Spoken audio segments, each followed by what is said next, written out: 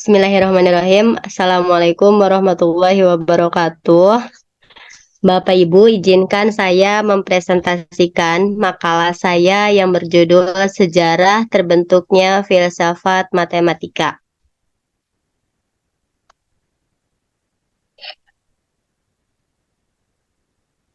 Pada subpembahasan yang pertama, di sini terdapat 4 subpembahasan. Yang pertama, kelompok pemikiran terbentuknya filsafat matematika. Ini artinya kelompok pemikiran matematika yang memikirkan dasarnya atau asal-muasal matematika dari mana dan satu sama lain menganut pemikiran para tokoh sebelumnya. Kemudian yang kedua, ada hubungan matematika, fisika, dan agama. Matematika itu berawal dari keyakinan kepada agama atau ketuhanan dan dipraktekkan dalam ilmu pengetahuan alam. Ya, maksudnya fisika itu. Kemudian matematika itu di antara keduanya ilmu agama dan ilmu pengetahuan alam. Yang ketiga, ada teori ketakterbatasan dalam teologi. Karena unsurnya adalah ketuhanan, sehingga ilmu matematika bukan termasuk teori ketakterbatasan dalam menggambarkan imajinasi maupun bilangan dan konsep bentuk yang terbatas atau berlandaskan pada hasil pemikiran manusia.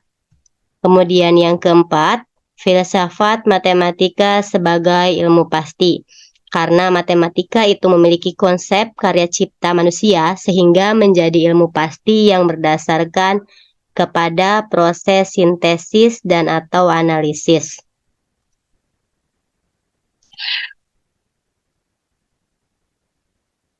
Selanjutnya ada kelompok aliran pemikiran terjadinya filsafat matematika. Ini ada 3. Yang pertama, kelompok aliran arus utama. Yang kedua, kelompok aliran humanis dan Maverick. Yang ketiga, ada kelompok aliran Pitagoras. Ini pembahasannya. Untuk kelompok aliran utama atau kita sebut dengan krisis pemikiran para filsuf, ada 4. Yang pertama, ahli matematika adalah manusia super abstrak, ideal, sempurna, dan abadi. Yang kedua, filsafat matematika umumnya dimulai dengan Frege atau tokoh perubah. Matematika adalah prasejarah. Yang ketiga, sebelum Frege hanya ada prasejarah. Frege mengubah isu-isu yang membentuk filsafat matematika. Kemudian yang terakhir ada dalam pengertian ini, filsafat terdahulu dapat disebut prasejarah. Selanjutnya ada tokoh-tokoh kelompok aliran arus utama, yang diantaranya ada Russell, Brouwer, Hilbert, Edmund Husserl, Ludwig Wittgenstein, Kurt Gödel, Rudolf Carnap, Willard V.O., Quine, dan Philip Kitcher. Kemudian ada kelompok aliran atau kaum humanis. Ini ada 4. Yang pertama, matematika sebagai aktivitas manusia, ciptaan manusia. Yang kedua, matematika harus mempunyai dasar yang kuat.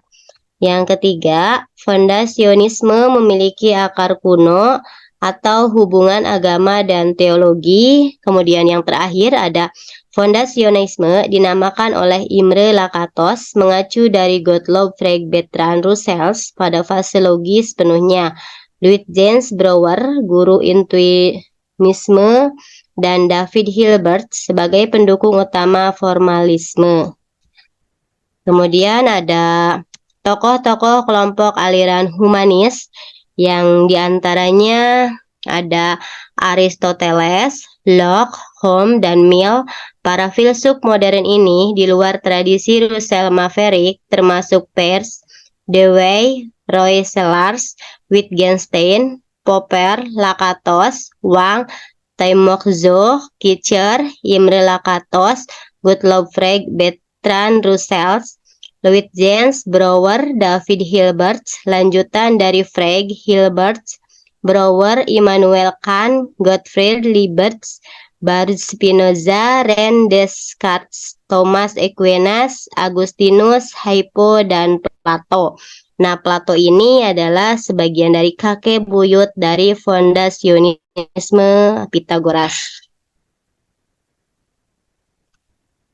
Lalu ada tokoh-tokoh bukan filsuf atau netral, psikolog James Piaget, antropolog Leslie White, sosiolog David Bloor, ahli kimia Mikhail Polanyi, fisikawan Mario Bung, pendidik Paul Ernest, Gila Hanna, Anna Sfard, matematikawan Henry Poincaré, Alfred Rényi, George Polya, Raymond Wilder, Phil Davis, dan Brian Rothman.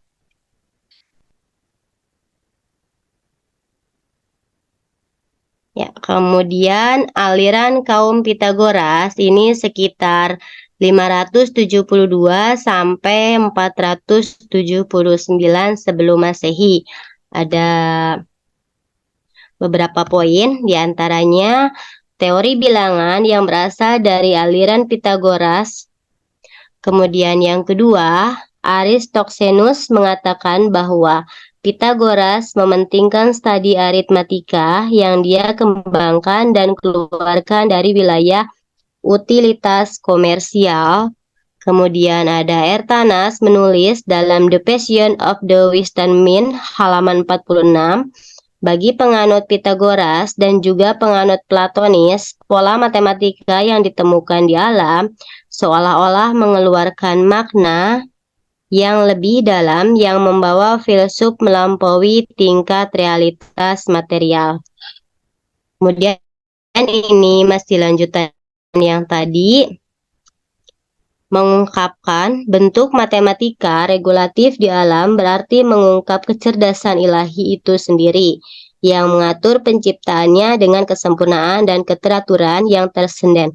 Penemuan Pitagoras bahwa harmonik musik bersifat matematis, bahwa nada-nada harmonis dihasilkan oleh string yang pengukurannya ditentukan oleh rasio numerik kesederhanaan, dianggap sebagai wahyu agama.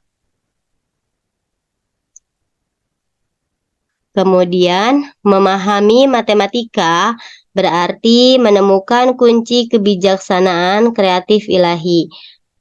Melalui disiplin intelektual dan moral, pikiran manusia dapat sampai pada keberadaan dan sifat-sifat bentuk matematika, dan kemudian mulai mengungkap misteri alam dan jiwa manusia.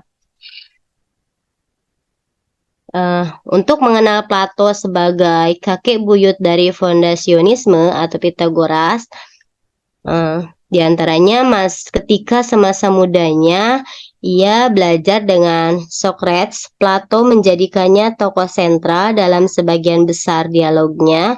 Ia percaya dunia fisik dari entitas yang terlihat dan dapat diubah adalah ilusi. Apa yang nyata adalah sesuatu yang tidak terlihat, tidak material, dan abadi. Ini masih mengenal Plato. Bertrand Russell pada tahun 1945 menulis, ketika di Meno, Socrates menerapkan metodenya pada masalah geometri. Dia harus mengajukan pertanyaan-pertanyaan utama yang tidak akan diizinkan oleh hakim manapun. A History of Western Philosophy, halaman 92. Meno menunjukkan bahwa Plato memahami penalaran geometris. Kemudian, ini menurut Plato, dasar keharmonisan jiwa dunia harmoni dalam arti musika dan spiritual. Selanjutnya, ini poin yang ketiga, ada hubungan matematika, fisika, dan agama. Angka seperti api tampaknya merupakan anugerah ilahi bagi umat manusia. Kita lupa bagaimana kita menangkap api dan kita lupa bagaimana kita menemukan angka. Meno adalah mitos asal-usulnya angka. Varian dari mitos Prometheus tentang asal-usulnya api. Kemudian mitos tentang bagaimana Demetrius atau arsitek ilahi menciptakan alam semesta. Ini dari buku Kornod, Platos Kosmologi. Kemudian, aritmatika disucikan bagi pikiran abad pertengahan. Angka suci adalah bagian dari tatanan spiritual ilahi. Untuk membedakan matematika dari fisika dan ilmu pengetahuan alam atau objek material dan imaterial. Itu diantaranya ada Aquinas telah menjelaskan ada beberapa hal yang meskipun bergantung pada materi sesuai dengan tindakan keberadaannya tidak terjadi ketika mereka dipahami karena masuk akal. Materi tidak termasuk dalam definisi mereka, misalnya garis dan angka. Sekarang matematika berhubungan dengan objek-objek ini. Karena matematika berada di tengah-tengah antara ilmu alam dan ilmu ketuhanan, maka matematika lebih pasti daripada keduanya. Lebih dari ilmu alam, karena pemikirannya terputus dari gerak dan materi, sedangkan pemikiran ilmuwan alam diarahkan pada materi dan gerak. Bahkan, tata cara matematika lebih pasti daripada tata cara ketuhanan karena hal-hal yang dipelajari oleh ilmu ketuhanan lebih jauh dari objek-objek sensasi yang darinya pengetahuan kita bermula. Objek-objek matematika memang jatuh bersama pengalaman indera dan adalah subjek imajinasi. Misalnya, ada gambar, garis, angka, dan sejenisnya.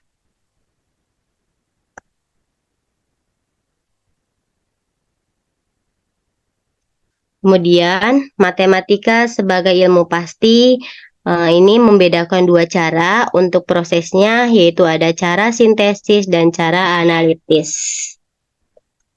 Untuk cara sintetis adalah cara Euclid dari aksioma melalui dedukasi hingga teorema. Kemudian dalam presentasi formal matematika akademis, sintetik dulu dan sekarang masih menjadi norma.